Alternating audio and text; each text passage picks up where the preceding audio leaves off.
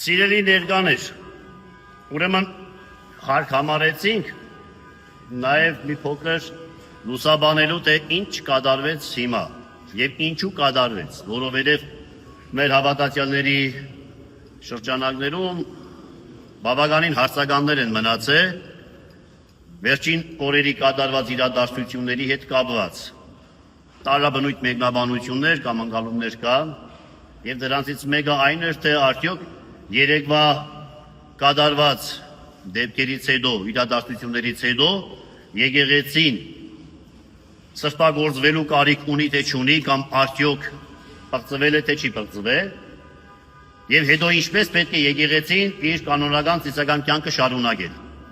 եւ դրանից ելնելով որոշեցինք այսօր կատարել հայրապետական մաղթանք այս ինչ որ կատարեցինք կոչվում է հայրապետական մաղթանք հadouk շեշտելու եւ հայտարարելու համար որ երեկվա կատարվածը ինչ որ մեր բոլորի կամքին հակառակ էր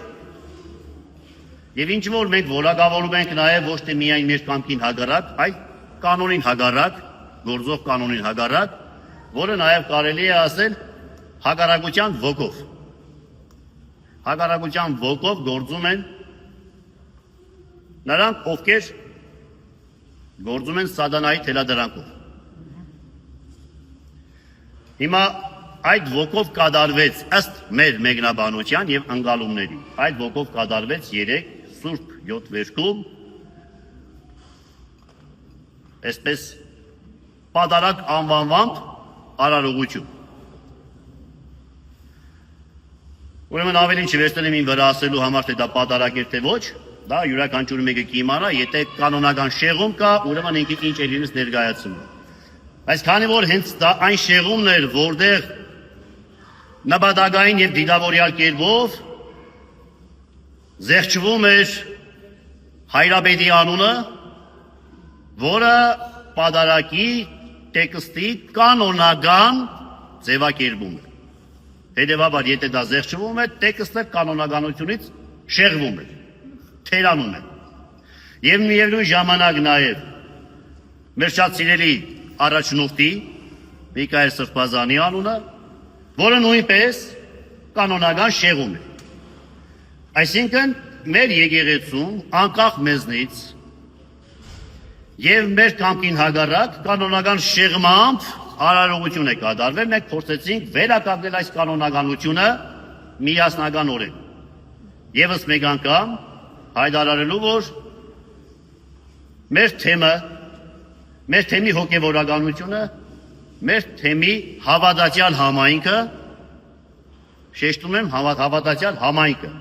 իրեն հավատացյալ երևակայող չէ, այդ հավատացյալ համայնքը մնում է հավատարիմ հայոց հայրապետությանը, մայրաթոր Սուրբ Էջմիածնին եւ հայոց եկեղեցում գործող կանոնին, անկախ թե նրանից իր դեմ ինչ է կիրառվելու, թե այսօր, թե վաղը եւ թե ընդհանրապես։ Սա մեր հավատարմության հավաստագրումն էր, վերականգնելով մեր եկեղեցում կանոնական արարողությունների ընթացքը։ Այսուհետ այստեղ մեր եկեղեցում միանշանակ մեր հավատացյալների եւ մեր հոգեվորականների միասնական կատարմամբ միշտ տեղի ունենալու կանոնական արարողություններ։ Եվ չտա Աստված, որ էլ երբևէ հայոց որևէ մի եկեղեցում կանոնական շեղումներով արարողություններ կատարվեն որևէ ուժային կիրառումներով։ Միևնույն է, այդ արարողությունները կատարվելու ընթացքում եկեղեցին չի վնասվում, այլ վնասվում են իրենք կատարողները, որոնց տարբեր անգամ ասել ենք, հիմա էլ ասում ենք, խղճում ենք եւ նորից խղճում ենք կարեկցելով։ Արդյոք երբևէ աչքերը բացվելու է ապաշխարության համար։ Հիմա թող սա որպես կոչ իրենք լսեն։ Իսկ մենք լսում ենք այն կոչը, որ հավատարիմ ենք եւ մնալու ենք հավատարիմ ընդմիշտ։ Մեր ուխտին, մեր կանոնին, մեր Սուրբ եկեղեցուն, մեր մայրաթոր Սուրբ Էջմիածնին, իր օրինական գահակալ, այս պահին գահակալող Գարեգին երկրորդ ամենայն հայոց կաթողիկոսին եւ մեր զորակցությունը մեր թեմական առաջնորդին։ Աղոթքով, որ հույսով, որ շուտով ինքը ազատագրվելու է, հաղթելու է իր բաժին փորձառությունը, վերադառնալու է իր վիճակը հովվելու քաչ հովվի նման։ Սրանից ավելի բան չեմ ուզում ասել։ Սա իբրև այսօրվա արարողության իմաստ եւ մեկնաբանություն։ Այն լրացուցիչ, հիշեք, ձեր մեջ կարող է հնչեն սրբագործում, նոր օծում, չգիտեմ նման բաներ գոյություն չունի։ Մենք կատարել ենք երեկվա տեղի ունեցած անկանոնության, այսօրվա կանոնականության վերահաստատում։ Ընդամենը այսքան։ Օրհնյալ եղերուք, իշնորհած Սուրբ Հոգուին,